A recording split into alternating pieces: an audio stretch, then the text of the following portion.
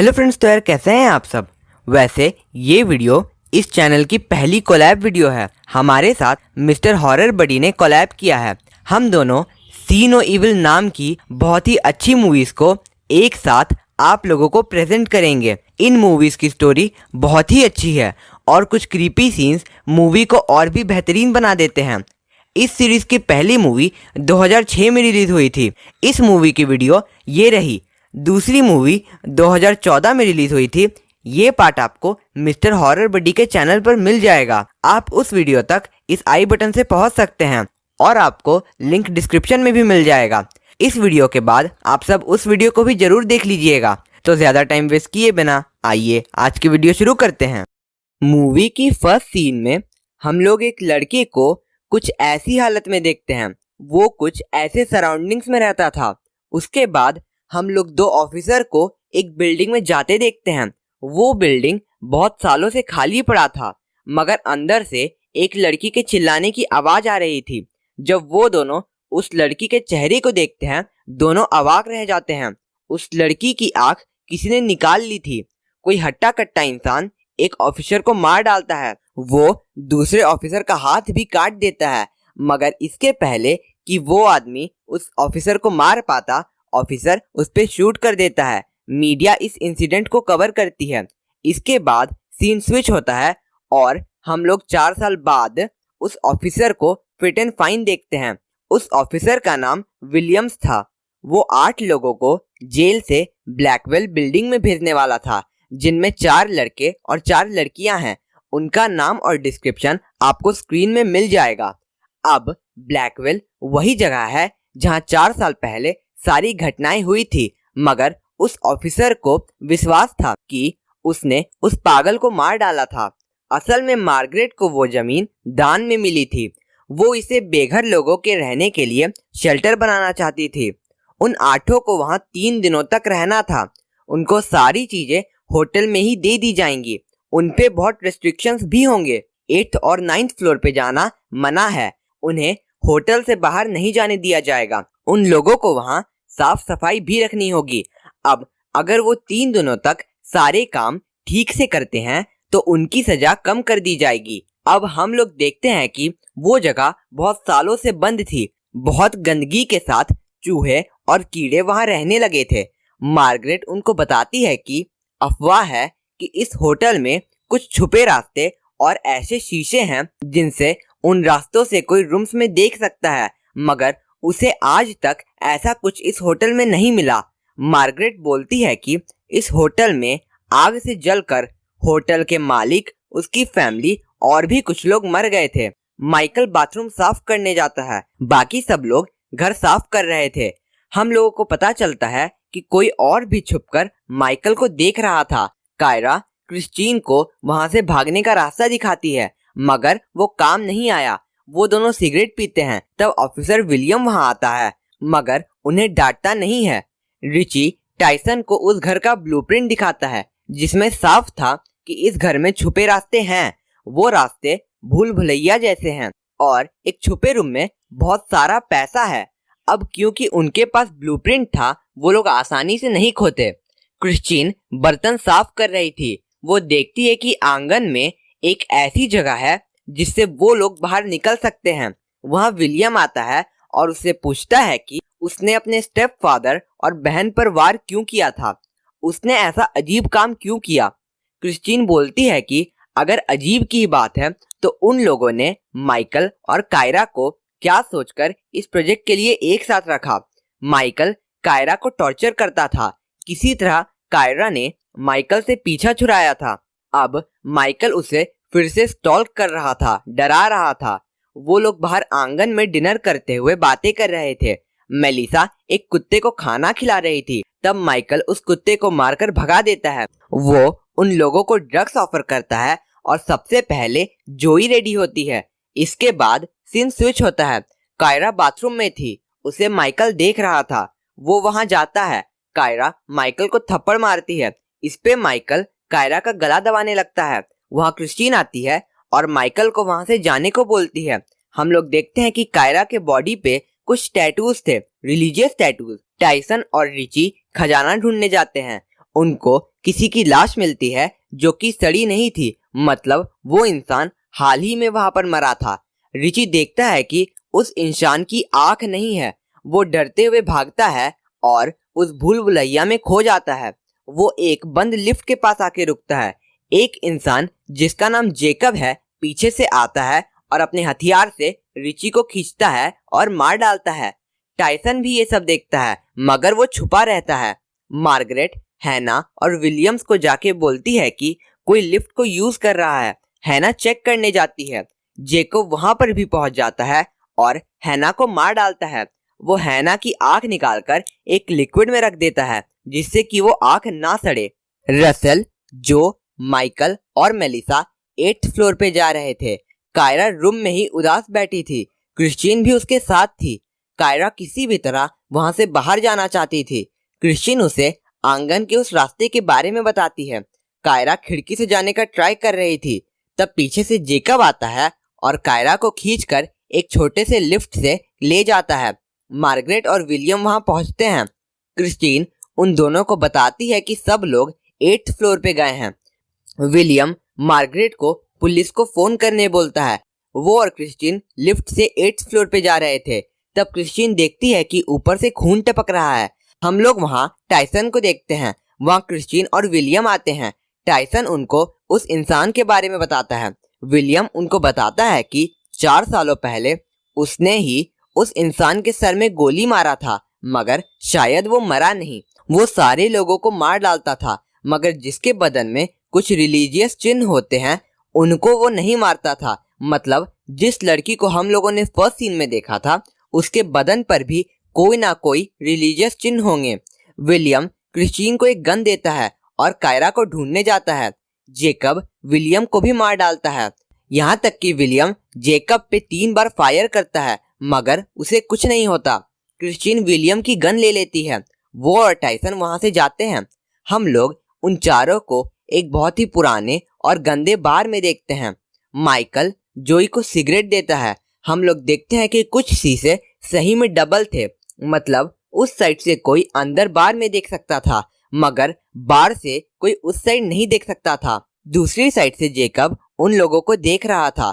उसने अब तक कायरा को मारा नहीं था। वो कायरा को अपने रूम में ले जाकर एक पिंजरे में बंद कर देता है। वहां रिची बंधा हुआ था। जेकब रिची की आंख जिंदे में ही निकाल लेता है।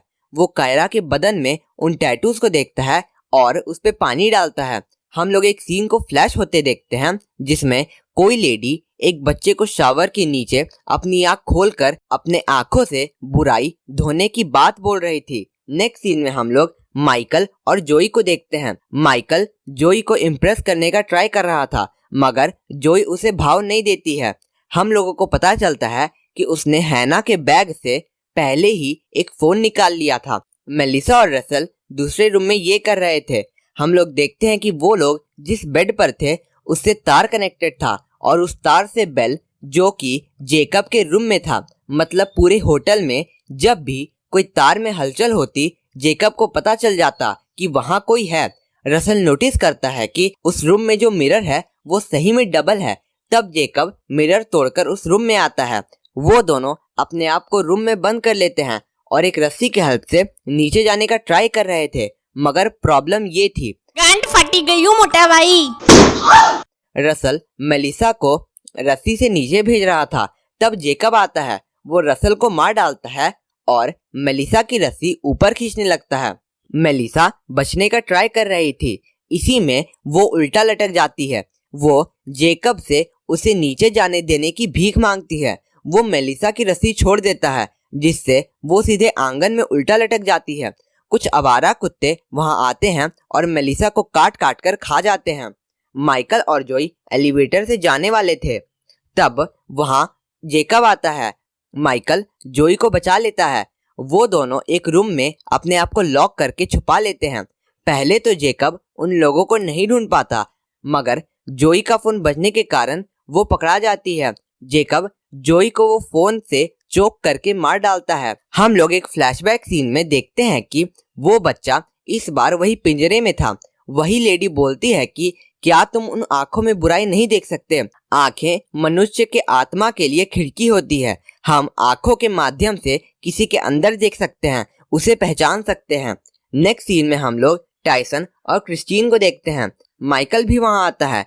वो लोग भी उस तार से टकरा जाते हैं जिससे जेकब को उन लोगों के बारे में पता चल जाता है। वो उन लोगों पे अटैक करता है। माइकल उनको बचाने में खुद बेहोश हो जाता है। जेकब लिफ्ट भी तोड़ देता है। टाइसन और क्रिस्टीन बचते हुए लिफ्ट के ऊपर चढ़ते हैं। टाइसन एक शॉक मशीन से जेकब को उनके पीछे आने से रोक लेता है। वे दोनों जेकब के रूम में पहुंचते हैं। वहां कायरा भी थी। उनको लिफ्ट की आवाज आती है, मतलब होटल में कोई दूसरी लिफ्ट भी थी। इसके पहले कि वो लोग कायरा को छुड़ा पाते, जेकब वहां पहुंच जाता है। वे दोनों छुप जाते हैं। क्रिस्टीन किसी तरह टाइसन को उसका ध्यान बटाने को बोलती है। जेकब वहां आता है। वो कायरा के सामने कुछ खरोचता है। वो क्या होता है जिसको स्क्रैच करते हैं? टट्टे टट्टे। हम लोग फिर उस बच्चे को देखते हैं। वो भी वही काम कर रहा था। वो लेडी उसे डांट रही थी। टाइसन दूसरे रूम में जाकर जेकब की आंखों के कलेक्शन को तोड़ने लगता है। वो छुप जाता है, मगर जेकब उसे ढूंढ लेता है और उसी के शॉक मशीन से उसे मार डालता है। इसके पहले क्रिस्टीन कायरा को छुड़ा पाती, कोई आवाज आती है। वो छुप जाती है। मार्गरेट वहां आती है। वो जेकब पे गुस्सा कर रही थी कि अब तक कायरा जिंदा क्यों है। तब हम लोगों को पता चलता है कि जेकब असल में मार्गरेट का बेटा है। मार्गरेट विलियम को मारना चाहती थी क्योंकि उसने जेकब के सर में गोली मारी थी और बाकी लोगों को मारना उनके लिए बोनस की तरह था। हम लोग जिन फ्लैशबैक्स में बच्चे को देखे थे वो जेकब था और वो लेडी मार्गरेट थी। वो अपने बच्चे पे पानी मारकर उसे पापों से मुक्त करना चाहती थी। वो उसे ईश्वर का भेजा हुआ इंसान मानती थी जो बुराई खत्म करने के लिए आया है। मार्गरेट बार बार जेकब को बोल रही थी कि क्या उसे कायरा की आंखों में पाप और शैतान नहीं दिखता। हम लोग फ्लैशबैक में देखते हैं कि मार्गरेट ने जिस विक्टिम को पहले बंदी बना रखा था, जेकब उसे नहीं मारना चाहता था। उसके बदन पे भी कुछ रिलीजियस चिन्ह थे। मार्गरेट उस लड़की की आंखें निकालकर जेकब को उन्हें देखने को बोलती है, बुराई देखने को बोलती है, जिससे वो बुराई खत्म कर पाए।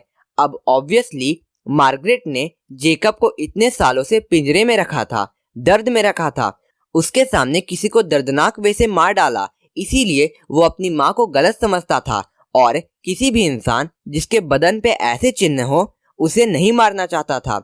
अब ये सिर्फ मेरी एक थ्योरी है, मगर हो सकता है ये सच भी हो। स्टोरी में आगे जब मार्गरेट जेकब को बोलती है कि क्या वो कायरा की आंखों में बुराई नहीं देख सकता, तब जेकब मार्गरेट की आंखों में देख के बोलता है कि वो देख सकता है और जेकब मार्गरेट को मार डालता है। वो कायरा को जबरदस्ती अपने साथ किसी रूम में ले जाता है। क्रिस्टीन अपनी गन लेके उसके पीछे जाती है। जेकब ने कायरा को पकड़ रखा था। वो अपने बचपन के बारे में बहुत गहराई में सोच रहा था। उसे होश नहीं था।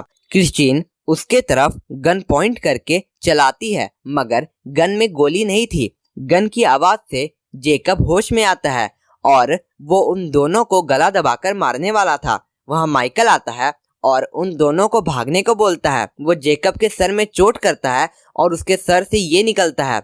अब ये हो सकता है क्योंकि 4 सालों पहले विलियम ने उसके सर पर गोली मारी थी। डेविल कहीं का, बुराई खत्म करेगा। वो तीनों एक रूम में जाते हैं और किसी तरह जेकब को खिड़की से गिरा देते हैं। वो आंगन में गिरता है जिससे कांच उसके दिल में जाके लगता है और उसका दिल बंद हो जाता है और शायद वो मर गया, लेकिन क्या पता। अब पता करने के लिए तो आपको इसका सेकंड पार्ट देखना पड़ेगा जो कि मिस्टर हॉरर बडी चैनल ने डाल रखा है। कायरा माइकल को बोलती है कि उसे उनके लिए अपनी जान खतरे में नहीं डालनी चाहिए थी। माइकल बोलता है कि वो यहाँ से अकेले नहीं निकलना चाहता था। मतलब अब कायरा और माइकल का झगड़ा और सारे मैटर्स खत्म हो गए थे।